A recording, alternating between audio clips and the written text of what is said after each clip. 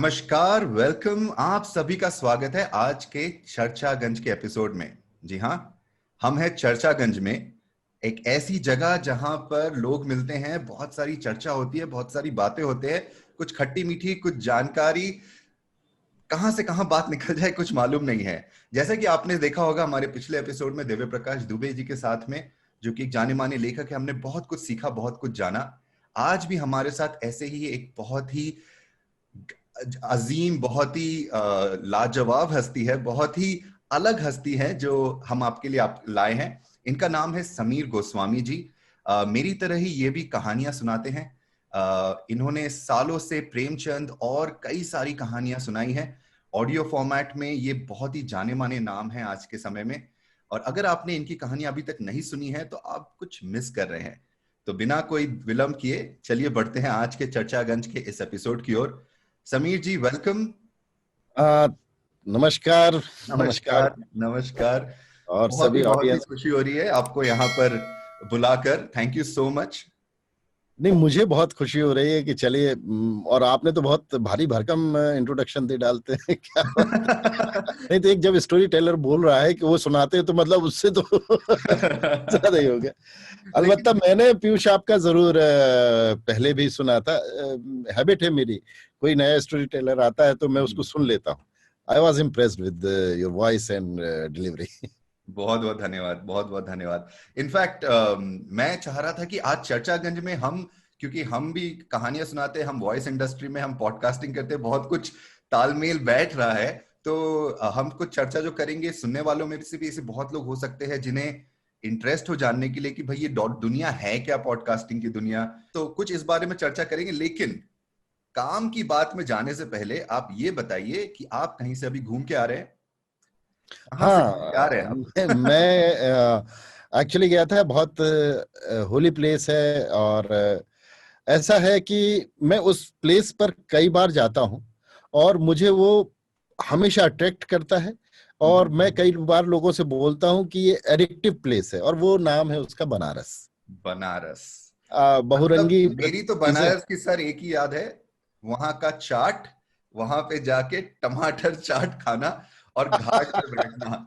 और हाँ, आपने बोला ही शुरू करने से पहले कि भाई घाट में बैठने का एक अलग मजा है। तो वो कैसी थी आपकी बनारस की? एक्चुअली मैं उससे जो इम्प्रेस होता हूँ घाट से, दरअसल मैं कभी भी अगर हम जाते हैं ना किसी भी धार्मिक स्थल पे, हम्म। तो वहां के एक एक पत्थर में लोग बाग बोलते हैं कि नहीं साहब ये नहीं छुओ, ये इसमें भगवान का है, ये वो है।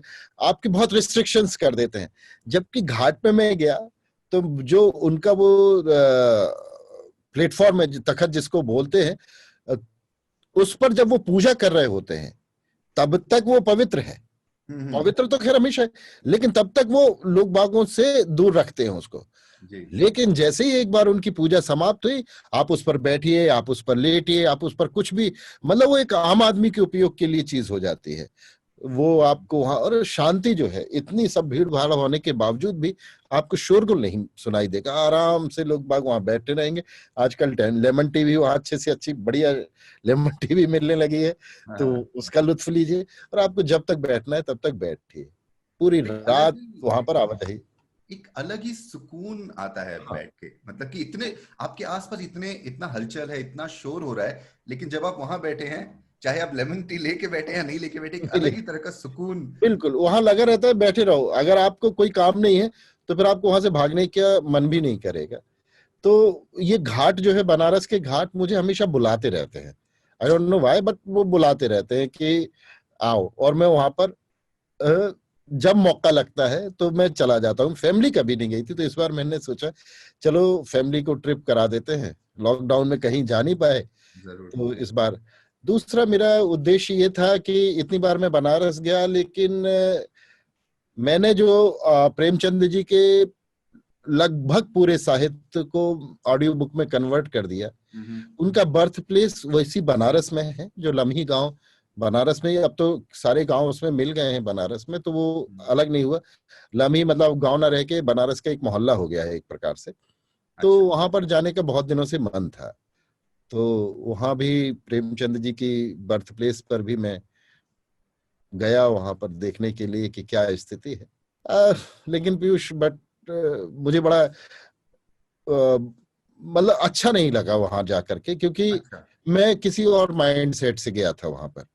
मैं गया था कि ठीक है, अब मुझे एक प्रेमचंद जी के बारे में और जानने का मौका मिलेगा। कहानियों किस्सों से हमने उन्हें जितना जाना है, उसके अलावा उन्होंने कैसे काम किया ये हमें मालूम है कि बहुत गरीब तो नहीं रहे, लेकिन हाँ काफी तंगहाली में उन्होंने अपना जीवन बिताया है। बड़ी कठिन परिश्रम करके उन्होंने इतनी रचनाओं को रचित किया है, क्योंकि उनके ऊपर बंदिशें बहुत थी अंग्रेजों की, और ये सब काफी वो विद्रोही प्रगतिशील विचार के थे। तो वहां जब गया तो कुछ भी नहीं है। नए प्रकाशकों की किताबें आ गई हैं, कोई कोई भेज देता है, उनको वहां रख दिया गया है। 40 बाई 40 का एक प्लॉट है वो, उसमें रिसेंटली जो कंस्ट्रक्शन है वो कर दिया गया है। नीचे फ्लोरिंग, सीमेंट की फ्लोरिंग कर दी गई, सामने एक स्टैच्यू है। 2 कमरे हैं 10 बाई 10 के, एक ऑफिस के लिए यूज होता है, एक लाइब्रेरी के तौर पर यूज होता है। प्रदर्शनी के नाम पर जो वरांडा है, जिसमें पानी की बौछार भी आती है, गर्मी भी आती है, धूप ठंड सब आती है, वहां पर उनकी प्रदर्शनी के नाम पर जो किताबें हैं वो रखी हुई हैं। वो भी पुरानी नहीं कि अभी रिसेंटली कभी कोई 2000 में प्रिंटेड, कोई कभी हंस वगैरह के कुछ एडिशंस रखे हुए हैं। कुछ लोकल के बच्चों मतलब ने उनकी बहुत फोटोग्राफ्स ही, बनाए। मतलब आपका दिल बहुत ज्यादा छोटा हो गया। मतलब मुझे मुझे सुन के मेरा दिल छोटा हो रहा है कि हाँ, ऐसे साहित्यकार जिनका नाम हर कोई जानता है आज देश विदेश में, बल्कि कोई हिंदी साहित्य, हिंदी कहानियों की बात करता है तो उन्हें शायद प्रेमचंद का ही नाम उनके जुबान पे आता है सबसे पहले। और किसी भी लेखक के बारे में उन्हें 2 सेकंड सोचना पड़ता है कि अच्छा और कौन लिखते थे। और ऐसे लेखक की जन्मभूमि, ऐसे लेखक का घर इस बुरी हालत में है। उनसे जुड़ी हुई एक भी चीज नहीं है। मतलब प्रेमचंद दरअसल हम किसी के बर्थ प्लेस पे जाते हैं या इस ऐसी जगह जाते हैं जहां हम ये आशा करते हैं कि उनके मॉन्यूमेंट्स के नाम से कुछ होगा, या उनसे जुड़ी हुई चीजें होंगी। उन्होंने जिस कलम से लिखा वो कलम होगी, बिल्कुल। जिस कुछ पेपर्स होंगे उनके, कुछ लेटर्स होंगे उनके, कुछ कपड़े होंगे, जूते होंगे, कंघी होगी, आईना होगा। ऐसी ऐसी चीजें होंगी जो यूज करते, जिससे क्या होता है कि जब हम पहुंचते तो हमें उस व्यक्ति से जुड़ जाते। वो व्यक्ति भले नहीं है। ये बात जो आप उठा रहे हैं ये जरूरी है जानना भी। मेरे हिसाब से बहुत बहुत लोगों ने इस बारे में कुछ कहा नहीं है, इस बारे में कोई कदम नहीं उठाया, क्योंकि शायद इस बारे में जानकारी भी नहीं है लोगों के पास में कि भाई मुझे नहीं मालूम कितने लोग इस बारे में सोचते होंगे कि भाई प्रेमचंद जी का जन्म कहाँ हुआ, वो जगह है कहाँ पर। तो हम चर्चागंज में ये बात कर रहे हैं, आई थिंक ये बात बहुत ही खास है, क्योंकि शायद इसके थ्रू अब जो लोग सुन रहे, जो लोग देख रहे हैं, उनको ये पता चले कि भाई कहाँ पे रहते थे चटपन प्रेमचंद जी, और वो जिस जन्मभूमि, उनकी जन्मभूमि की ये दुर्दशा है। तो शायद इस प्लेटफॉर्म के थ्रू हम बात आगे बढ़ा सके, हम कुछ ऐसे लोगों तक बात पहुंचा सके जो इस बारे में कुछ कर सके। तो इस बारे में मेरे ख्याल से थोड़ा और सोच कर हमें कुछ ना कुछ आइडिया लेना चाहिए। जो लोग इसे देख रहे हैं, जो लोग सुन रहे हैं, अगर वो किसी तरह से मदद करना चाहते हैं तो वो मुझे या समीर जी को रीच आउट कर सकते हैं, और हम देखते हैं आगे कैसे प्रेमचंद जी की जो एग्जैक्टली। हिस्ट्री है, जो लेगेसी है, वो आगे इस तरीके से, इस तरीके का एक्सपीरियंस किसी और को नहीं हो, ऐसा ऐसा कर सके। अब क्योंकि समीर जी प्रेमचंद जी के बारे में बात हमने शुरू कर ही दी है, तो क्यों ना आपका और प्रेमचंद जी का रिश्ता भी थोड़ा और समझा जाए, क्योंकि आपकी जो आज लोग आपको जानते हैं इतने सालों में, आपने आपने आपने कहा कि लगभग प्रेमचंद जी की जितनी कहानियां आपने सारी की सारी ऑडियो फॉर्मेट में कर डाली है। तो ये रिश्ता शुरू कैसे हुआ? क्या आप शुरुआत से ही प्रेमचंद जी की कहानियां पढ़ते थे, और जब ऑडियो फॉर्मेट में करने का मौका आया तो भाई आपने उनसे बेटर ऑप्शन नहीं सोचा, या कोई और कहानी है इसके पीछे? तो प्रेमचंद जी उसमें ऐसी हस्ती थे जिनको हमने अपने प्राइमरी स्कूल में पढ़ा हुआ था। नमक का दरोगा, ईदगाह, हम्म। ये कुछ एक कहानियां थी जो मैंने पढ़ी हुई थी। तो लेकिन मुझे उस वक्त ये लगता था कि हाँ ठीक है, सीमित इतना ही है। मुझे नहीं मालूम था कि इन्होंने 350 के आसपास कहानी लिख रखी है। अच्छा। और हाँ, और बहुत सारे 10-12 नॉवेल लिख रखे हैं, तो ये मुझे मालूम नहीं था। हुआ ये कि मेरे एक मित्रवत बड़े भाई हैं, संजय सिंह है उनका नाम।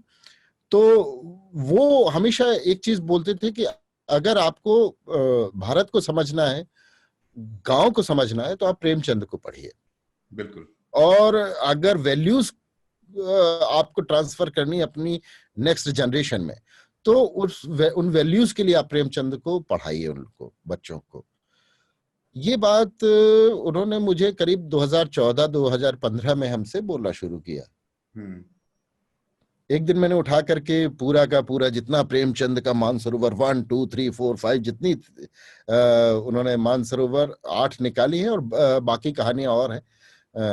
तो मैंने वो सारी मानसरोवर और सारी कहानियों का इकट्ठा ऑर्डर करके बना लिया और सोचने लगा। कई बार ऐसा लगता है ना, लाइब्रेरी बना लेंगे, किताबें पढ़े नहीं पढ़े रख ही रहे, अच्छा लगता है वो।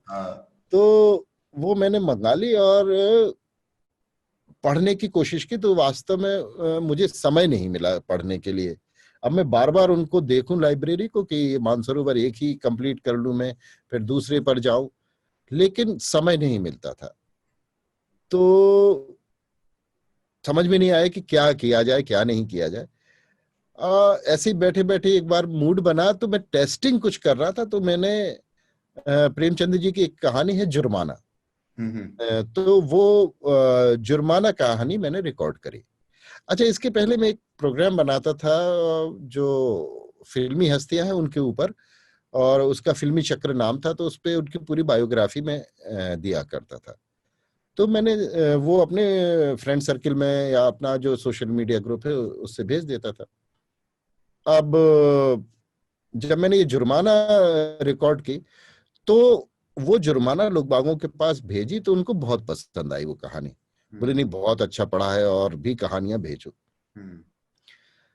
अब मैंने कहा कि मैं वैसे तो पढ़ नहीं सकता, लेकिन समय की कमी के कारण।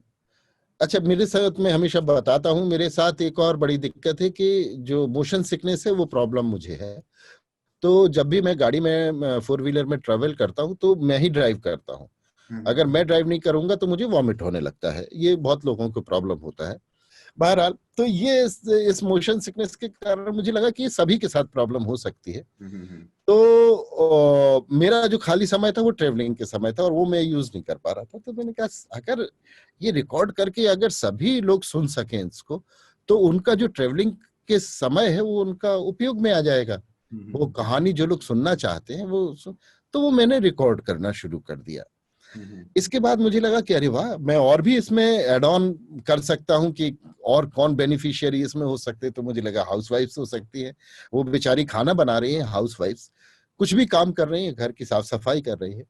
तो उस वक्त कुछ नहीं कर सकती वो, कम से कम ये तो कर सकती है, अपना मोबाइल उन्होंने बैग में डाला, ईयरफोन लगाया और अपना काम कर रहे हैं। दूसरा बेनिफिशियरी हो गया। तीसरा बेनिफिशियरी हो गए ब्लाइंड्स। तो उनके लिए भी ये बहुत अच्छी चीज। अच्छा, पॉडकास्ट में नहीं जानता था उस वक्त तक कि पॉडकास्ट होता क्या है। ये कौन से साल की बात कर रहे हैं आप? ये कब की बात होगी? 2016। 2016, ओके। हाँ, तो हाल फिलहाल ही, मतलब लगभग 4 साल। हाँ, हाँ। तो ये मैंने किया कि चलो ये भी एक वो है। इसके बाद एक और आया कि मेरे टच में बहुत मेरे साउथ इंडियन फ्रेंड्स भी हैं, बेंगलोरियंस बहुत है फ्रेंड्स। तो वो साउथ इंडिया में, आप तो खैर वहां रह रहे हैं तो नोटिस किया होगा कि वो लोग हिंदी समझ तो लेते हैं, पढ़ नहीं पाते हैं। बिल्कुल। ठीक है। तो वो मुझे लगा जो अदर लैंग्वेजेस हैं हिंदी के अलावा, और जो लोग हिंदी समझ लेते हैं, उनके लिए भी ये बहुत अच्छी चीज है, क्योंकि वो साहित्य से अछूते हैं, पढ़ना चाहते हैं लेकिन पढ़ नहीं पा रहे हैं। तो एक बेनिफिशियरी वो है।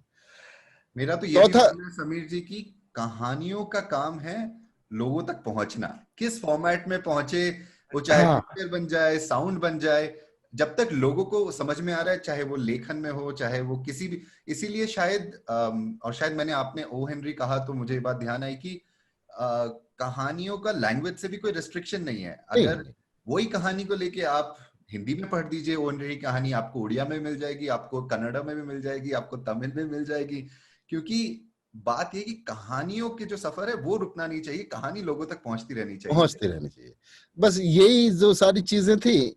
इसके बाद एक और मेरे को खुशी है, मेरी बुआ है, वो इलिटरेट है, मतलब काफी एजेड हो गए वो। तो उन्होंने कभी लिटरेचर से उनका वास्ता ही नहीं रहा। तो मैं एक दिन वो घर पर थी, तो मैंने कहा बुआ कहानी सुनेंगी? तो बोले हाँ हाँ। मैंने उनके कान में लगा दिया, अब वो एकदम साइलेंट और सुन रही हैं। और कहानी के खत्म होते होते तक उनके आंसू निकलने लगे। बोली बेटा ऐसा भी होता है, ये भी लिखा जाता है? तो हमने कहा हाँ बुआ ऐसा। अरे बोले बेटा अब हमें तो रोज सुनाया करो ये। मुझे लगा कि ये तो वास्तव में ये पढ़ नहीं पाती है, लेकिन ये चाहती हैं कि उसको पढ़ें, लेकिन मजबूरी, और हम और आप कोई सुनाने वाला नहीं है, और जो सुनाते हैं वो ट्रेडिशनल कहानियां सुनाते रहते हैं।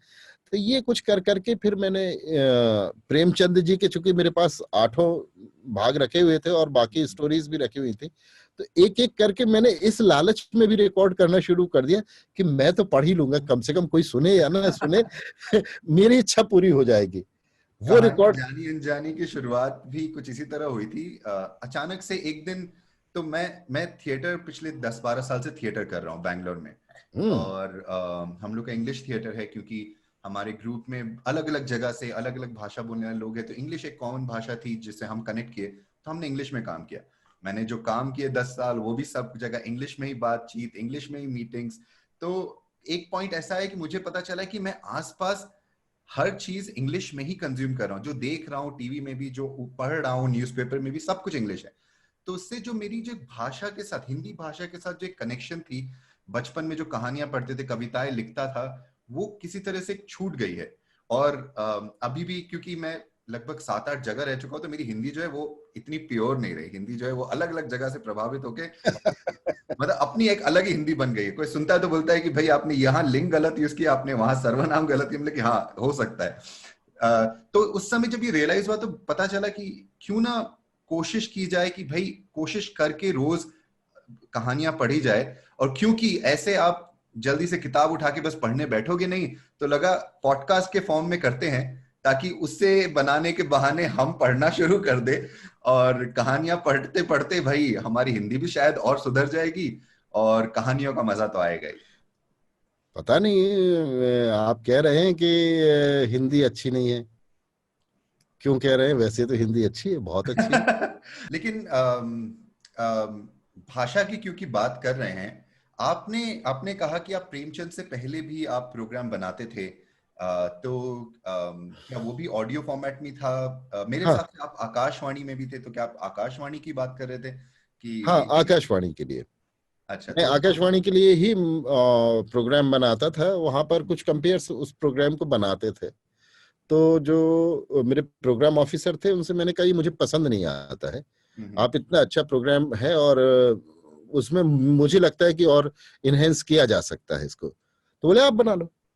हम्म, हालांकि वो मेरे डोमेन में नहीं थी वो चीज, लेकिन आउट ऑफ डोमेन जाकर मैंने वो प्रोग्राम बनाया। वो बनाया तो उसमें शुरू में जो उसका पैटर्न था वो ये था कि डबल वॉइसेस थी, मेल एंड फीमेल वॉइस। हम्म, लेकिन जब मैं बनाने लगा तो थोड़ा सा पता चला कि फीमेल की जो टाइमिंग्स है वो मैच नहीं कर पा रही हैं, तो प्रोग्राम डिले हो रहा है। तब मैंने उठा करके उसको सोलो कर दिया। ठीक है रहने दो, डुअल नहीं रखते, सोलो कर देते हैं। तो मैंने वो सोलो बनाना शुरू किया, और फिर वो बहुत ही लोग बागों को पसंद आया। जब मैंने बीच में उसको ब्रेक कर देता था किसी महीने, तो लोग बागों की रिक्वेस्ट आना शुरू हो जाती थी, भैया वो प्रोग्राम भेजो। उससे तो मेरा बहुत मजा आता है और सफर कट जाता है। लोग बाग उसको अपनी गाड़ियों में सुना करते थे। दरअसल उसमें जो है वो मैं बायोग्राफी देता था, थोड़ा सा बताता था, उसमें गाने का छोटा सा एक अंतरा या मुखड़ा कुछ भी रहता था। तो उसके कारण वो क्या होता था, चाय जैसे होती है ना, जब आपको बिल्कुल इतनी सी चाय मिले ना, तो आपको बहुत अच्छी लगती है। लेकिन अगर वो जग भर के आपको केटली भर के चाय दे दी जाए, तो फिर वो आप उससे कहेंगे अरे ठीक है हो गया। तो वो जो गाने का इतना सा जो सबसे स्वीटेस्ट पार्ट होता था, वो मैं उसमें डालता था।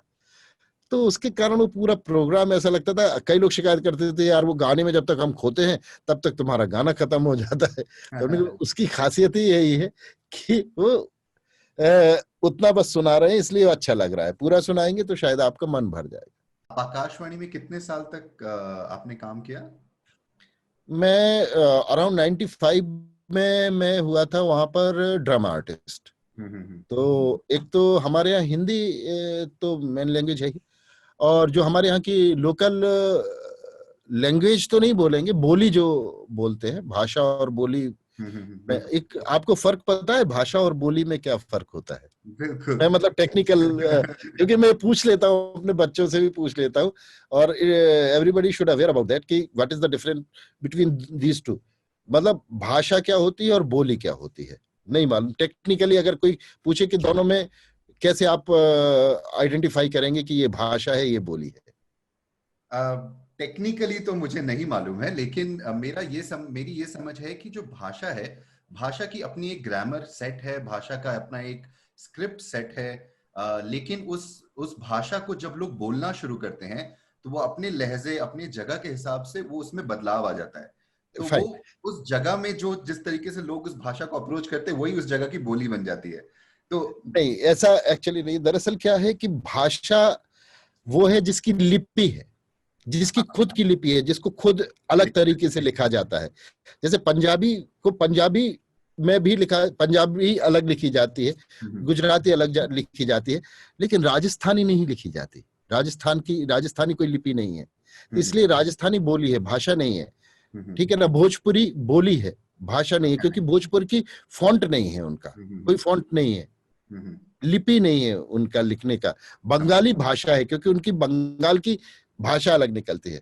तो राजस्थानी भाषा में अखबार नहीं निकलेगा, ठीक है ना? भोजपुरी भाषा का अखबार नहीं निकलेगा, तो वो बोली में आ जाए। तो जिसकी लिपि है वो भाषा है, और जिसकी लिपि नहीं है, बोलने का तरीका कुछ भी रहे, वो बोली है। आपकी बोली है। इसीलिए राजस्थान में बोलते हैं कोस कोस में बदले पानी, कोस हाँ, कोस में बदले वाणी।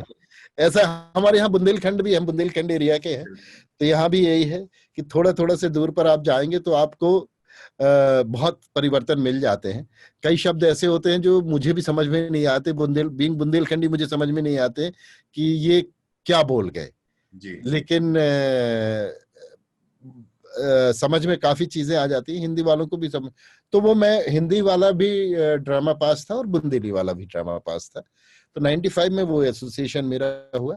देन इसके बाद 2005 के अराउंड मैंने वहां पर कैजुअल अनाउंसर का एग्जाम क्रॉस किया। तो फिर मैं वहां पर कैजुअल अनाउंसर जब से हूँ, और अभी भी वहां पर काम कर रहा हूँ being casual announcer. Casual announcer वो होता है जो कैजुअली वहां पर अपने ड्यूटीज देता है।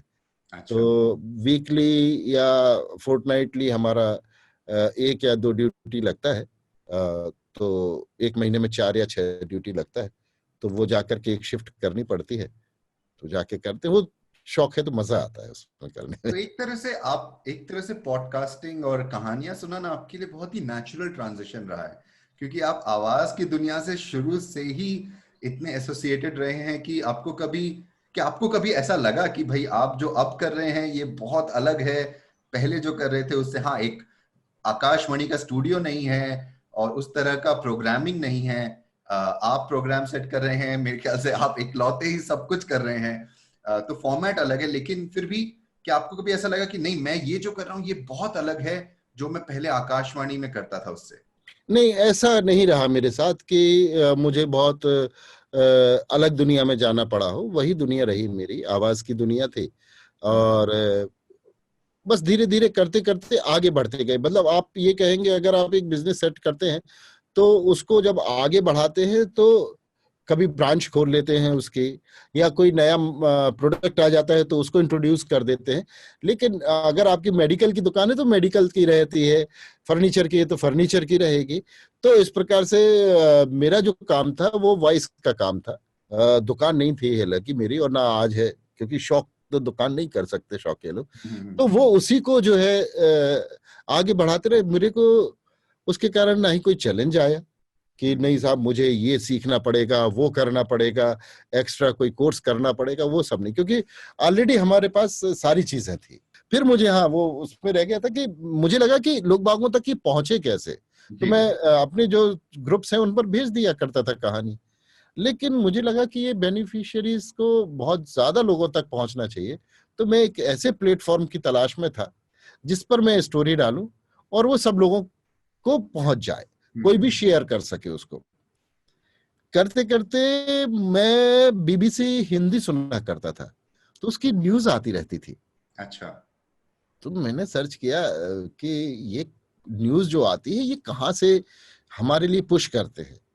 तो उसमें आया कि ऑडियो बूम से वो पुश करते हैं, सर्वर उनका ऑडियो बूम का है। अच्छा। अब मैंने ऑडियो बूम पर गया, ऑडियो बूम पर जो है मेल की फिर उनको कि हमारा भी ऐसा ऐसा है और मुझे अपना प्रोग्राम चालू करना है। तो जब उन्होंने, उसके पहले मैं यूट्यूब पर डाल चुका था, तो जब उन्होंने देखा तो दे वर वेरी एक्साइटेड। अच्छा। तो बोले नहीं सर आपके साथ तो काम करना है। हम्म। जब उन्होंने चालू किया तो फिर ऐसा हुआ कि पॉडकास्ट क्या है वही लोगों ने मुझे बता दिया। अच्छा। ऐसा भी कर लो, आईट्यून्स पर भी आरएसएस फीड को भेज दो, इधर आरएसएस फीड भेज दो, उधर भेज दो। तो फिर वो करते करते फिर बाकी तो चीजें ऐसी हैं कि आगे बढ़ते जाओ तो लोग बाग बताते जाते हैं, आप समझते जाते हैं, तो फिर वो सारी चीजें हो बिल्कुल। गई। और 4 साल पहले तो डेफिनेटली बहुत ही कम लोगों को मालूम था पॉडकास्ट क्या है। अभी खासकर लॉकडाउन के कारण, क्योंकि लोग और ज्यादा सुन रहे हैं, लोग ज्यादा और बातें हो रही हैं, लोग ज्यादा शेयर कर रहे हैं। अब तो फिर भी बहुत लोगों को मालूम है कि पॉडकास्ट होती क्या है, कि आप एक ऑडियो फॉर्मेट में आप कहानियां, इंटरव्यूज और अलग अलग चीजें सुन सकते हैं।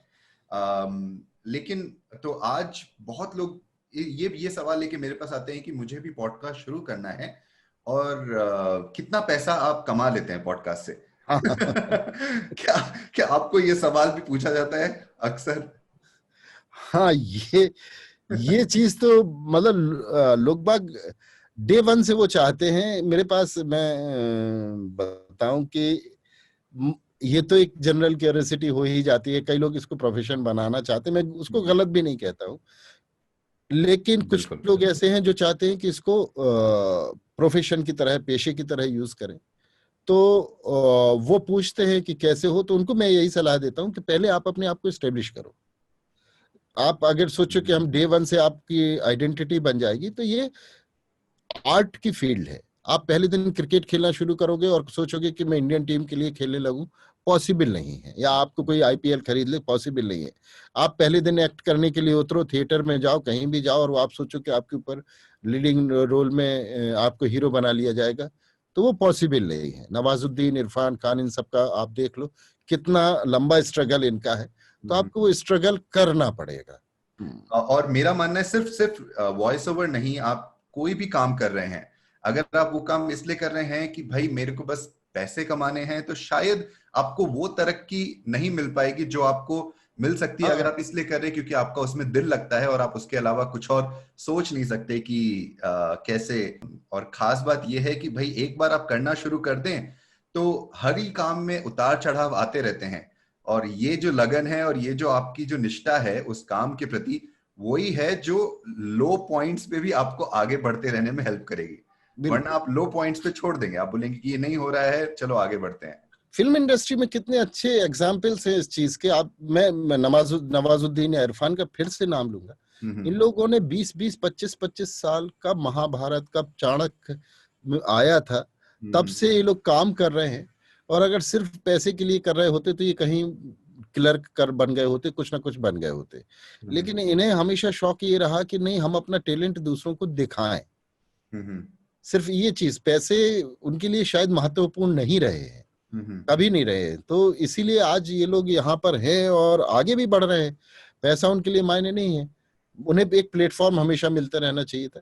हमारे पॉडकास्टर में भी यही है कि आपको सबसे पहली चीज है कि आप कुछ ऐसा करिए जिससे ऑडियंस आपको पसंद करे, बिल्कुल। और दिल से करिए उसको। तो बाकी अभी वो मैं देख रहा था वो बाबा का ढाबा, वो जो एक अभी प्रसिद्ध हुआ था, वो सोशल मीडिया में दिल्ली का हाँ हाँ हाँ हाँ। है ना। तो वहां पर लोग बागों ने जाकर के, जैसे ही वो प्रसिद्ध हुआ, तो कल मैंने न्यूज उसकी देखी थी, वहां जाकर के लोग बागों ने अपने अपने विज्ञापन लगाना, पेटीएम ने और किसी और ने, इन सब लोगों ने वहां जाकर के अपने विज्ञापन लगाना शुरू कर दिए। जी। ठीक है, वो चाहता तो विज्ञापन की चार्ज कर लेता, उसको इनकम होना शुरू हो जाती। हालांकि वो बाद में जैसे ही वो सोशल मीडिया से आउट हुआ तो वो बेचारा फिर वहीं का वहीं पहुंच गया। लेकिन उसमें एक चीज देखने वाली बात यह है कि एक बार वो हिट हुआ तो उसके पास विज्ञापन देने वाले या उसको पूछने वाले या उसको सपोर्ट करने वाले अपने आप पहुंच गए। तो सबसे, क्योंकि उसकी रीच बहुत लोगों तक हो गई, देश के करोड़ों लोगों तक रीच हो गई। तो हमारी अगर रीच हो रही है, मैं जो भी पॉडकास्टिंग में आना चाह रहा है, मैं उनके लिए बताना चाह रहा हूं कि आपको सिर्फ एक चीज रखनी है कि आप तक लोग बागों की रीच हो जाए। आपको लोग सुनना शुरू कर दें। जैसे ही लोग आपको सुनना शुरू कर देंगे तो पैसे देने वाले अपने आप आना शुरू हो जाएंगे। वो खुद देना चाहते हैं पैसे, वो आना शुरू हो जाएंगे, उसकी चिंता ना करें। और अगर आपको नहीं मिल रहा है तो आपको फिर ये सोचना चाहिए कि आपको इसमें और एनहेंसमेंट की जरूरत है, और सुधार की जरूरत है, और जज्बे की जरूरत है, और ज्यादा समय देने की जरूरत है। तो वो आप देते रहिए, और ये मत सोचिए कि स्ट्रेटजिकल इसमें कुछ नहीं हो सकता। आप ये सोचें कि नहीं साहब, वो हम जो है 4 दिन, 1 महीने ऐसे करेंगे, 2 महीने ऐसे करेंगे, 10वें महीने में हिट हो जाएंगे, ये कुछ नहीं है। कभी आप कल भी हिट हो सकते हैं और 10 साल बाद भी हिट हो सकते हैं, इसका कोई तय समय सीमा नहीं है। कभी पिछले 4 सालों में जब से आप पॉडकास्टिंग करें, कभी आपके मन में ये ख्याल आया कि भाई मैं ये क्यों कर रहा हूँ, इससे मुझे क्या मिल रहा है, या बहुत कर लिया, अब तो सारी प्रेमचंद की कहानियां पढ़ ली, अब चलो कुछ और देखते हैं? कभी कभी ऐसा मौका आया जब आपको भी ऐसे ख्याल आए हो? मुझे कभी ऐसा नहीं लगा, क्योंकि जब भी मैंने जैसे ही प्रेमचंद जी को किया, सबसे पहले मैंने इनकी स्टोरी पढ़ना शुरू की। तो स्टोरी जब मैंने पढ़ना शुरू की तो स्टोरी 30 मिनट, एवरेज 30 मिनट की स्टोरी है। कोई 2-2 घंटे तक की गई है तो कोई 10 मिनट की भी, एवरेज 30 मिनट आ जाता है। लोग बागों का वो आने लगा डिमांड कि आप नॉवेल्स इनके पढ़िए। अरे मैंने कहा भैया, 12-12, 15-15 घंटे की नॉवेल कौन पढ़ेगा? 20-20 घंटे की नॉवेल है, कौन पढ़ेगा ऐसे? लेकिन जब एक बार नॉवेल पढ़ा हमने और उसको कंप्लीट कर लिया, अरे ऐसा सेटिस्फेक्शन हुआ कि मैंने दुनिया जीत ली है। तो वो आगे बढ़ते चले गए। इनके तो जब मैंने कहानियां समाप्त कर ली तो मैंने नॉवेल समाप्त कर लिए, नॉवेल उसके बाद पूरे किए। जब नॉवेल भी समाप्त हो गए तो फिर मुझे लगा कि इनकी कुछ और कहानियां बची हैं जो किसी को अनएक्सप्लोर्ड है। तो मैंने उनको कहानियों को सर्च किया। आज मेरे पास मैं कह सकता हूं कि 0.001% चांस है कि इनकी एक भी कहानी ऐसी बची हो जो मैंने पढ़ी ना हो। मतलब हाँ, एक कहानी है कुत्ते की कहानी, वो मतलब जहां है अधूरी अवेलेबल है। फॉर्चुनेटली बड़ी मेहनत कर करके मुझे वो पूरी कहानी मिल गई और मैंने उसको पूरा, बच्चों की कहानी है वो, तो वो भी मैंने पूरी कर दी। तो वो हुआ। इसके बाद जैसे ही मैंने इनको समाप्त किया तो ओ हेनरी का आया, क्योंकि मैंने इनकी द लास्ट लीफ जो थी, उस जमाने में सुमन सौरभ करके आया करती थी पत्रिका, उसमें इनकी कहानी आखिरी पत्ता के नाम से छपी थी। अच्छा। उसने मुझे बहुत इम्प्रेस किया था, क्योंकि आखिरी पैरा में पूरा सार निकलता है कहानी का। तो मैंने ओ हेनरी की और कहानियां पढ़ना शुरू की। तो उनकी जैसी दूसरी तीसरी कहानी पढ़ी, हमने कहा ये तो सारी कहानी एक से लिखी है। तो इनको भी मैंने के लिखने का एक तरीका ही अलग है, जहां पे आपको अंत तक वो पकड़ के रखते हैं। पकड़ के रख, और जो खुलता है वो अंत में ही खुलता है, अंत में ही खुलता है एकदम। तो वो हुआ। गिफ्ट ऑफ मजाई है और काफी सारी कहानियां हैं। तो फिर उनको पढ़ा। फिर अब मुझे रविंद्र जी का आया, रविंद्रनाथ टैगोर का। तो मुझे पता नहीं क्यों मुझे लगा कि ये बहुमुखी प्रतिभा के आदमी हैं, तो वो थोड़ा नाम बड़ा और दर्शन छोटे होंगे इनके। तो कभी ये भी कर लिया, वो भी कर लिया, वो भी कर लिया। प्रेमचंद जी की कहानियों में आपने कहा कि भाई एक भारत और एक गांव का एक वर्णन मिलता है, वैसे ही जब भी मैंने रविंद्रनाथ टैगोर जी की कहानियां पढ़ी, मुझे लगा है कि उनकी कहानियों में एक कल्चरल एस्पेक्ट हमेशा रहता है। आपको हाँ? जहां से वो बात करे, एक कल्चर एस्पेक्ट रहता है, आपको पता चलता है वहां के लोग कैसे सोचते हैं, क्या करते हैं। और किस तरह की बातें करते हैं। तो और आप पूरा विजुअलाइज कर सकते हैं, आप 1940 1800 आप जा सकते हो उस सदी में, और आप उस कल्चर को आप जी सकते हो उनकी कहानी से। सबसे अच्छी बात है, दो मूक चीजों की उन्होंने कहानी लिखी है। एक है घाट की बात। तो जो घाट के पत्थर होते हैं उनके वो पत्थर क्या बोल रहा है, वो एक लड़की के बारे में पूरा डिस्क्राइब करते हैं वो, कि वो लड़की आती थी घाट पर, इस दिन अच्छा। आती, फिर दूसरे, फिर शादी के बाद। आपको वास्तव में जो आपने बोला ना विजुअलाइज करना, वो घाट विजुअलाइज करवाता है आपको। एक और है उनकी कहानी सड़क की बात। तो सड़क पर जो ट्रैफिक निकल रहा है उसकी क्या सोच के, मतलब आप चीजें सोच नहीं सकते उसके बारे में, वो लिख जाते हैं सड़क की बात। फिर हमें लगा कि सड़क की बात में क्या होगा, लेकिन जब उसको पढ़ा तो लगा वास्तव में बहुत गजब लिखा हुआ है। शरद चंद्र के तो नॉवेल्स मतलब गजब है। शरद चंद्र जी ने जैसे परिणीता की बात करें मैं, तो परिणीता को मैंने रिकॉर्ड किया और मुझे लगा कि इसको देखते हैं कि कैसा है, क्योंकि कितनी बड़ी है परिणीता? परिणीता तो एक नॉवल है, राइट? मेरे ख्याल से हाँ नॉवेल है। परिणीता मेरे ख्याल से 6 घंटे के आसपास, 4 6 से 6 घंटे के आसपास होगा। तो परिणीता रिकॉर्ड किया मैंने, तो बहुत मतलब उसने बांध के रखा, डुबा के रखा। इसके बाद मैंने कहा कि भाई इसकी फिल्म भी देखें, फिल्म और इसमें क्या फर्क है। मैं आज भी कहता हूं कि अगर आपको परिणीता को समझना है तो आप नॉवेल पढ़िए, फिल्म नहीं। जैसे खुशवंत सिंह का नॉवेल है the train to Pakistan, to Pakistan. उसका उसकी मूवी भी बनी है, लेकिन मूवी में वो मजा नहीं आता जो आपको नॉवेल पढ़ने में मजा आता है। तब से हमने समझ लिया कि किसी बेस्ड रेयर कोई होती है मूवी जो नॉवेल से अच्छी बन जाए, अदरवाइज जो नॉवेल आप पढ़ते हैं उसका कोई मुकाबला नहीं है। तो फिर ये शरद चंद्र आए, शरद चंद्र जी आए। इसके बाद देवकीनंदन खत्री का उपन्यास था चंद्रकांता। चंद्रकांता मैंने कंप्लीट किया। फिर चंद्रकांता संतति के 6 उपन्यास हैं। बाप रे, वो करने में मेरी हालत खराब हो गई। ये कंधे ऐसे दर्द करें, ऐसे स्टैच्यू बन के रिकॉर्ड करना है आपको, ये पूरे भर भर जाए, रो रो दूं मैं कि कैसे भी ये समाप्त हो। लेकिन सबसे बड़ी देवकीनंदन खत्री, चूंकि वो तिलिस्मी उपन्यास लिखे हैं उन्होंने, तिलिस्मी पूरा लिखा हुआ है। तो समीर जी, मेरे ख्याल से एक बात तो बहुत ही साफ हो गई है कि अगर कहानियों की दुनिया में किसी को डूबना है तो आपको ये सोचना पड़ेगा कि भाई कहाँ से शुरू करें, क्योंकि अंत तो कहीं है नहीं। और फॉर्मेट क्या है वो भी आप चुन सकते हैं। आप चाहे पिक्चरों में से देख समझना चाहते हैं कहानियों को, आप पढ़ना चाहते हैं, आप समीर जी या मेरे जैसे आवाजें सुनना चाहते हैं, तो कोई अंत नहीं है। लेकिन अगर किसी को अपनी कहानियां लिखनी है और फिर लिख कर सुनानी है,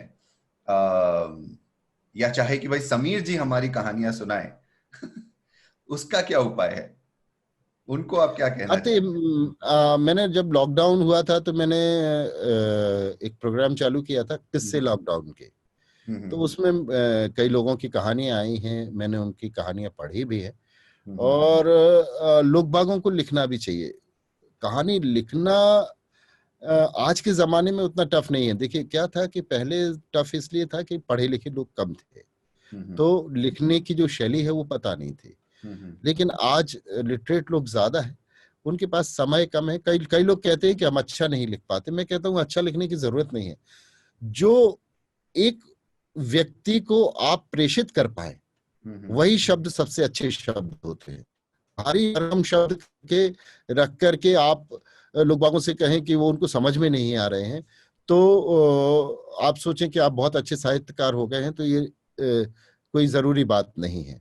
आज भी अब नए जमाने में मैंने देखा है कि मेरे पास कई कंपनीज के ये मैसेजेस आ रहे हैं, फोन आ रहे हैं कि जो पंचतंत्र की कहानियां हैं, हितोपदेश की कहानियां हैं, इनको नए माहौल में लिखें। तो अब बाजार जाने की जगह अब आप लिखें कि वो मॉल में मॉल गया, जा रहे हैं। ताकि हाँ, ताकि बच्चा एसोसिएट हो सके उससे। ठीक है, तो इसका मतलब साफ है कि आप जो आज का परिवेश है, जो आज की भाषा शैली है, आप उसको उपयोग करें। भारी भरकम शब्दों का प्रयोग करने की बिल्कुल आवश्यकता नहीं है, ना ही कोई बहुत ज्यादा उर्दू के अल्फाज, ना ही संस्कृत के अल्फाज, कोई जरूरत नहीं। जो और आप जितना सरल शब्दों में लिखेंगे लोग बाग उतना ही पसंद करेंगे। प्रेमचंद को देखिएगा आप, अब कई शब्द उनके ऐसे हैं जो आज लगता है कि भारी भरकम हो गए, लेकिन उस जमाने में जाके देखिए तो बहुत सरल जो है शब्दों का उन्होंने चयन किया है। और उनके पहले जो देवकीनंदन खत्री का ये जो चंद्रकांता हिट हुआ था, उसका कारण भी यही था कि उसके पहले जो लेखक थे वो सामान्यतः काव्य लिखा करते थे। काव्य लिखने के कारण लोग बागों को ज्यादा समझ में नहीं आता था, और मोस्टली उनके में संस्कृत के शब्दों का प्रयोग ज्यादा होता था। तो उस वक्त जब देवकीनंदन ने खत्री जी ने लिखा है ये तिलिस्मी, तो ये बिल्कुल अलग पैटर्न था, बिल्कुल अलग पैटर्न, फैंटेसी थी पूरी की पूरी। तो उस वक्त इन्हें शायद कम एप्रिसिएशन मिला, लेकिन जनता ने इनको हाथों हाथ लिया। साहित्यकारों ने इनको हाथों हाथ नहीं लिया, जनता ने इनको हाथों हाथ लिया। तब इन्होंने फिर मजबूरी में इन्हें चंद्रकांता समाप्त कर दिया, क्लोज कर करके, और उन्होंने कर दिया। मतलब ये कहा जाता है कि उस वक्त चंद्रकांता पढ़ने के लिए साउथ इंडिया के लोगों ने हिंदी सीखी है ताकि उस चंद्रकांता को पढ़ सके, इतना फेमस हुआ था वो। फिर उनके पास जब वो प्रेशर आया कि साहब आपने चंद्रकांता कर दी, अब तो हमारा मन नहीं भर रहा, तब इन्होंने कहा ठीक है हम चंद्रकांता संतति लिखते हैं। तो एक नॉवेल उन्होंने चंद्रकांता का लिखा था, तो 6 चंद्रकांता संतति के लिखे हैं। और चंद्रकांता संतति is much better than Chandrakanta, मतलब पकड़ने में। अच्छा। बहरहाल खैर मैं बात ये कह रहा था कि देवकीनंदन खत्री ने उस वक्त फिर सरल भाषा का प्रयोग किया, लोग बागों को जो पसंद आई उस चीज का प्रयोग किया। तो जो नए राइटर्स हैं वो भी वही करें कि अपनी दैनंदिन की जो प्रक्रिया है, जो आपका रोजमर्रा का काम है, उसमें से आप चीजें उठाइए और आप लिखिए। आप अपने वाकयात ही लिखते रहें। हमारे आसपास रोज कहानी होती है, एक ना एक कहानी रोज होती है, और कई बार तो कई कहानियां होती हैं। आप बस उसको देखिए उस नजर से, क्या हमें बस पेन डाउन करना है, उसको पेन डाउन करिए और आगे बढ़िए। रही बात पढ़ने की कि हम पढ़ेंगे या पीयूष पढ़ेंगे, कौन पढ़ेगा, उसकी कोई दिक्कत नहीं है। आप भेजिए, हमें मेल करिए, पीयूष को मेल करिए। अच्छी कहानी लिखेंगे आप तो डेफिनेटली हम पढ़ेंगे, और ये भी चाहेंगे कि आप आगे लिखें और हम और पढ़ें उसको। मेरे ख्याल से कहानी लिखने का जो एक काम है, वो जितना आप ज्यादा करें उतना आप उसमें बेहतर हो जाते हैं कि कैसे कहानी लिखी जाए। कहानी हो गई, कविता हो गई, कोई भी आर्ट हो गया, आप जितना ज्यादा करेंगे, इनफैक्ट वॉइस ओवर्स भी आप जितना ज्यादा करेंगे, आप जितनी ज्यादा कहानियां लिखेंगे, सुनाएंगे, आप उतने इम्प्रूव। तो मैं तो यही कहता हूँ, अगर कोई मुझे कहे कि मेरी कहानी पढ़ी, तो मैं बोला कि आपकी आवाज बहुत अच्छी है। अगर आपको लगता है कि आपकी आवाज अच्छी नहीं है तो ऐसी कोई बात नहीं है। मेरे हिसाब से हर किसी की आवाज में एक यूनिकनेस है, एक मधुरता है, और कुछ कहानियां आपके ही आवाज में ही सुनी जाए क्योंकि वो आपकी कहानी है। तो मैं तो लोगों को यहां तक कहता हूं कि भाई आपको कोई बहुत महंगे माइक की जरूरत नहीं है, आपको कोई साउंड प्रूफ रूम की जरूरत नहीं है। आप अपना मोबाइल उठाइए, अपनी कहानी उठाइए, और जिस दिल से आपने उसे लिखा है उसे दिल से बस पढ़ दीजिए, वो लोगों तक पहुंच जाएगी। आपको ये सोचने की जरूरत नहीं पड़ेगी कि भाई कितना है, कितना सुनने में, कितना भारी भरकम है, कितना वॉइस मॉड्यूलेशन किया गया। अगर आपने उसमें दिल लगा के लिखा है, दिल लगा के सुनाया है, तो वो जो कहानी का भाव है वो लोगों तक पहुंच ही जाएगा। बिल्कुल। कुछ लोग हम सोचते हैं, ये मिथ है कि आवाज भारी होनी चाहिए। बिल्कुल नहीं होनी चाहिए। आवाज भारी पतली होने से कुछ नहीं होता है। आवाज का जो मॉड्यूलेशन है वो एक अलग चीज है। आप जो डिलीवरी दे पा रहे हैं, ये कोई नहीं होता है कि कोई अगर आपको डांटने वाला टीचर रहा, उसकी आवाज भारी रही तब तभी आप उसकी डांट से सहमे हैं, है ना। ये कुछ नहीं है। या किसी की पतली आवाज रही और वो रोया तभी आपको उस पर दया आई, भारी आवाज वाला रोया तो उस पर दया नहीं है। ये सब मिथ है। हर फीलिंग जो है कोई भी गले से निकले, वो फीलिंग जब निकलती है तो दूसरे तक जब पहुंच जाती है, वही आवाज अच्छी है। तो फील जो है होना चाहिए। और आवाज के बारे में किसकी क्या अच्छी है कोई फर्क नहीं पड़ता, बेस ट्रेबल इससे कोई फर्क नहीं पड़ता। क्या ना आपको हो कभी ऐसा लगा है, आपने कभी अपनी कोई पुरानी रिकॉर्डेड कहानी, प्रेमचंद की ले लीजिए, 2016 की कोई कहानी उठा के सुनी और लगा कि ये मैंने क्या पढ़ दिया था, वापस पढ़ना चाहिए। आज पढ़ूंगा तो बेहतर पढ़ दूंगा। कभी आपको ऐसी कोई फीलिंग आई है? ऐसा ऐसा पूछ लिया कि आपको अगर पता नहीं तो मैं सरप्राइजिंग आपको इसका आंसर देता हूँ। प्रेमचंद जी की मैंने 350 लगभग कहानियां पढ़ी हैं, रिकॉर्ड की है। हम्म। और उस वक्त मैंने टेस्कॉम के हैंडहेल्ड डिवाइस था और बेयर डायनेमिक्स का एक माइक था, उस पर मैंने रिकॉर्ड करी थी। पहले बेयर डायनेमिक्स का माइक भी नहीं था, फिर सिर्फ टेस्कॉम के मैंने DR-05 पर रिकॉर्ड किया था। इसके बाद फिर मैंने ये सब माइक वगैरह लगाया, लेकिन ये इनहेंसमेंट अलग था। इसका टेक्निकल इनहेंसमेंट का डिलीवरी से कोई लेना देना नहीं है, बिल्कुल। लेकिन वो लगभग 350 कहानियां मैंने पूरी की पूरी दोबारा रिकॉर्ड करी है। दोबारा रिकॉर्ड की है आपने? आप मेरे YouTube पर चैनल पर चले जाइएगा तो आपको पुरानी कहानी भी मिलेंगी, और फिर अभी मैं अपलोड उसको शेड्यूल कर रहा हूँ, करना शुरू कर दिया है। लगभग 100 कहानी मैंने शेड्यूल भी कर दी है, और वो पूरी की पूरी मैंने उसमें लिखा है HD क्वालिटी। और बहुत मैं वाकई में मैं देखता हूँ क्या पढ़ता हूँ। और सबसे बड़ी बात, लेकिन इसमें आश्चर्य की बात बताऊं, उन लोगों के लिए भी जो रिकॉर्ड करना चाहते हैं, आज भी अप्रिसिएशन मेरी पुरानी कहानियों का ज्यादा आता है। जो मैंने पुरानी पढ़ी हुई है उनका अप्रिसिएशन उस ज्यादा समय आप आता टेक्निकल कम थे, दिल ज्यादा था। है। ये भी हो सकता है, सही बात है। लोग बात कहते हैं नहीं नहीं वो कहानी अच्छी है। तो ये जरूर है, रियाज जब आप करते रहते हैं तो आपको अपनी ही चीजें थोड़ी सी लगने लगती है कि हम और बेहतर कर सकते हैं। बिल्कुल। लेकिन मुझे लगता है कि शायद जो आपने कहा ना कि दिल से, और दूसरी चीज कई बार जो बोलते ना अनगढ़ चीज, इमेच्योर जो डिलीवरी होती है, कई लोगों को वो चीजें पसंद आती हैं। जैसे हम गांव में की चीजें अच्छी लगती हैं, मकान ऐसे तितर बितर बना हुआ है वो अच्छा लगता है, तो वो चीजें, जंगल इसलिए अच्छा लगता है क्योंकि उसका कोई सेट पैटर्न नहीं है। बाघ आपको अलग चीज देता है, लेकिन जंगल एक अलग सुकून देता है, जबकि जंगल का कोई सेट पैटर्न नहीं होता, किसी बागवान ने उसको नहीं बनाया होता है।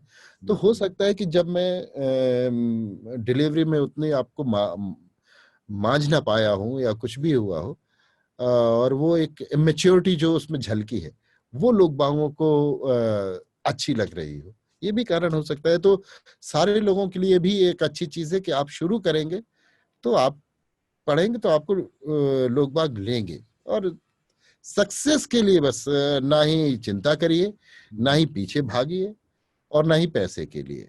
आप तो कर्म करते चले जाइए। गीता वाला जो सार है ना, वो पॉडकास्ट में सबसे सही बैठता है। आप कर्म करते चले जाइए, फल की चिंता बिल्कुल ना करें। फल की चिंता करिए और आपका कर्म खराब हो गया, फिर नहीं समीर कर। जी, इसी बात पे आई थिंक ये करेक्ट पॉइंट है हमारी चर्चा खत्म करने का, क्योंकि बातों का तो कोई अंत नहीं है। अंत नहीं। और बहुत ही मजा आया आपसे बातें करके। जाते जाते बस आपसे एक छोटा सा सवाल यही करूंगा कि अगर आप किसी जो भी सुन रहे हैं, आप उनको कहे कि भाई ये एपिसोड खत्म होते ही तुम जाकर ये वाली कहानी पढ़ो या सुनो या ढूंढो, क्योंकि भाई ये जो कहानी है ये मेरे लिए बहुत प्रिय है और मैं चाहता हूं कि ये सब कोई सुने या पढ़े, वो कौन सी होगी? मैं वैसे मैं तो एक एक, कहानी चुनने बोल रहा हूँ, मुझे मालूम है बहुत ही मुश्किल है। लेकिन नहीं मतलब मैं नहीं बता सकता उसमें कि बहुत है। बस यही कह सकता हूँ कि अभी ताजा तरीन मैंने किसी को अगर रिकमेंड की है, बहुत कठिन काम है क्योंकि मैं प्रेमचंद जी की सर, कहानी मैं में सवाल उठाता हूँ ना। पूछ रहा हूँ, आप जवाब दे रहे। प्रेमचंद जी की कहानी उठाता हूँ तो मुझे जो भी कहानी उनकी शुरू कर देता हूँ, मुझे लगता है यही बेस्ट है। ठीक है। और फिर भी जैसे अगर मैं प्रेमचंद जी की कहानी की बात करूं तो मैं उसको सुनने के लिए बोलूंगा। एक बालक कहानी है, मैं थोड़ा सा उसका जिस्ट बताता हूँ। जरूर। मतलब उस जमाने में और प्रेमचंद जी ने क्या सोचा था। बालक कहानी में क्या रहता है कि समय तो है ना आपके पास सुनने के लिए, ऑडियंस बिल्कुल के पास। बिल्कुल बिल्कुल। अ, तो बालक कहानी में क्या रहता है कि एक मालिक रहता है, उसका एक नौकर रहता है। नौकर, चूंकि उस वक्त जातिवाद था तो हम उस सिनेरियो में बात कर रहे हैं, कोई इसको अदरवाइज ना ले कि रेसिज्म से ना जोड़े उस चीज को। तो वो जाति का ब्राह्मण था, नौकर जो था, तो मालिक भी ब्राह्मण था, तो मालिक क्या उससे काम नहीं कर होता था, और वो जो नौकर है वो भी अपने आप को थोड़ा सुपीरियर समझता था बीइंग ब्राह्मण। अच्छा। इस पे दोनों में एक खिंचाव सा, एक अजीब खिंचाव रहता है ना दोनों नौकर और मालिक के बीच में, वो बना हुआ था। कुछ दिनों में क्या होता है कि इसको, नौकर को एक ऐसी औरत से प्यार हो जाता है जो कई लोगों से जिसके रिलेशन रह चुके हैं। ये आके उसको बताता है मालिक को। तो मालिक बोलता है कि तुम, उसको समझाता है, तो बोलता है नहीं साहब मुझे बहुत प्यार करती है और मैंने उसको चेक कर लिया कि ये कर लिया वो कर लिया। ये बोलता है फिर तुम्हारी मर्जी, लेकिन तुम मेरे साथ नहीं रह सकते क्योंकि ऐसी औरत के साथ तुम्हारा संबंध है, तो ऐसे आदमी को मैं नहीं रख सकता। वो कहता है ठीक है साहब हम नहीं रहेंगे आपके साथ। वो चला जाता है। ये उसको समझाता भी कि जब वो एक कई लोगों को धोखा दे चुकी है, कई पुरुषों को, तो तुम कौन सी चीज हो। ये लेकिन उसकी बात नहीं मानता है। अब ये जो है मालिक, ये कहीं ना कहीं जो एक ह्यूमन टेंडेंसी होती है ना कि वो उसका प्रेम जो है विफल हो जाए ताकि इसकी बात सही हो जाए, वो कामना करता रहता है। एक दिन वो जा रहा होता है तो बाजार में ठेला लगाए मिलता है कुछ ऐसे ही बेचने का। तो पूछता है क्यों। बोले साहब वो तो चले गई बिना बताए। इसको बड़ी खुशी होती है। बोलते मैंने कहा था कि तेरे को धोखा दे करके जाएगी। तो ये नौकर बोलता है नहीं साहब वो कुछ लेके नहीं गई, 1 रुपया नहीं ले गई मेरे से, लेकिन बस बता नहीं गई कहाँ गई। ये काफी, तो उसको लगता है रुपया लेके नहीं गई, फिर तेरे साथ रही क्यों और भागी क्यों। तो बोले साहब वही तो समझ में नहीं आता है क्यों भागी, और मैं उसको, लेकिन साहब हम उसको खोज लेंगे जो भी हो। ऐसा करते करते वो बात खत्म हो जाती है। करीब 2 महीने बाद वो नौकर मालिक के पास एक बच्चे को गोद में लेकर के पहुंचता है। तो मालिक पूछता है ये कौन। बोले साहब हमारा बेटा है। अच्छा बेटा है, किससे, वो उसी से मिल गई। बोले हाँ साहब वो हमारी एक पड़ोस में रहने वाली है, उसको बता के गई थी कि अगर ये बहुत ज्यादा परेशान हो जाए तो बता देना, अदरवाइज मत बताना। तो साहब जब हम बहुत परेशान हो गए तो हमारी पड़ोस की औरत ने बताया कि वो जाकर के लखनऊ में उस हॉस्पिटल में एडमिट है, उसको डिलीवरी होनी है। तो बोले अच्छा अच्छा अच्छा ये उसका बच्चा है। बोले हाँ हाँ साहब। तो बोले ये तुम्हारा बेटा कैसे हुआ। बोले क्यों साहब हमारा ही तो बेटा है, मेरी गोद में है। तो ये व्यंग्य तौर पे पूछता है, बोले क्यों तुम्हारी शादी को कितने दिन हुए। तो बोले साहब 6 महीने। बोले शादी को 6 महीने हुए और तुम कहते हो ये तुम्हारा बेटा है। अब साहब वो जो नौकर जवाब देता है जिसपे मालिक लज्जित होता है, और पूरी मतलब आप सोचिए 1936 के पहले लिखी ये कहानी है। वो बोलता है साहब जब कोई खेत लेता है ना तो वो फसल भी लेता है, फसल उजाड़ के नहीं फेंक देता है। तो साहब ये बच्चा वो अगर हमने उसको खेत लिया है तो बच्चा उसी की फसल है, तो ये मेरा बेटा है।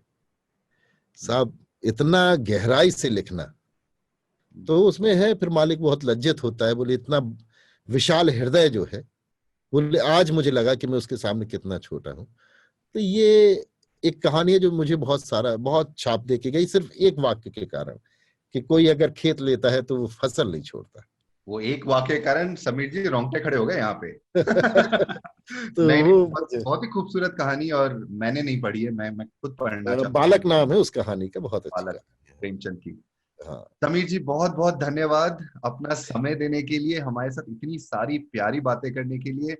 और मैं आशा करता हूँ कि आप इसी तरह हमें कहानियां सुनाते रहें और बहुत सारी और कहानियां सब कोई तक लाते रहें। बहुत बहुत बिल्कुल धन्यवाद। बिल्कुल। चलो थैंक यू पीयूष, और हम फिर कभी और बात करेंगे। बिल्कुल, बातें तो है ना? खत्म नहीं होंगी। चर्चागंज का ये जो सफर है आज के लिए खत्म हो गया है, हो सकता है बिल्कुल। वापस यहीं मिलेंगे। चलो थैंक चलो थैंक थैंक यू।